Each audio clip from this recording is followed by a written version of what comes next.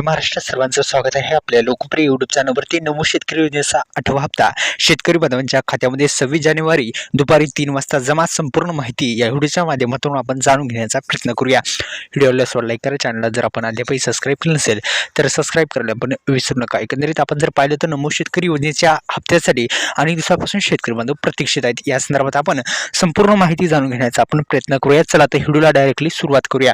एकंदरीत पाहिलं तर शेतकरी बांधवांना आधार सेडिंगची समस्या आहे. म्हणजे नमो शेतकरी योजनेचा हप्ता हा आधार संलग्न बँकेमध्ये येत असतो, म्हणजे डेबिट मार्फत येत असतो.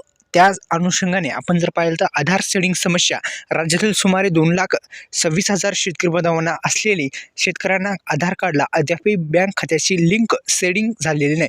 म्हणजे एकंदरीत पाहिलं तर 2 लाख असे शेतकरी आहेत की ज्या शेतकरी बांधवांच्या खात्यामध्ये हे जे रक्कम येण्याआधी ही जी बँक खाते आहेत ती आधारशी संलग्न नाही, त्यामुळं त्यांना हा हप्ता मिळत नसतो.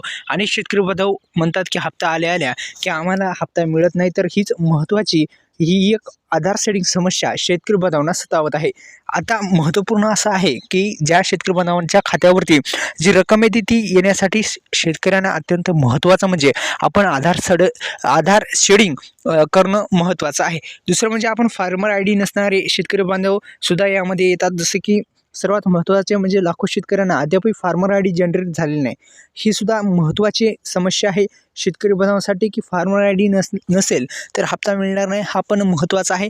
आता 26 जानेवारीला शेतकरी बांधवांच्या खात्यावरती 3 वाजता मिळण्याची शक्यता आता वर्तवली जात आहे. एकंदरीत पाहिलं तर शेतकरी अनेक दिवसापासून प्रतीक्षित आहेत आणि हे जो हप्ता आहे तो मिळण्याची एक शक्यता वर्तवली जात आहे.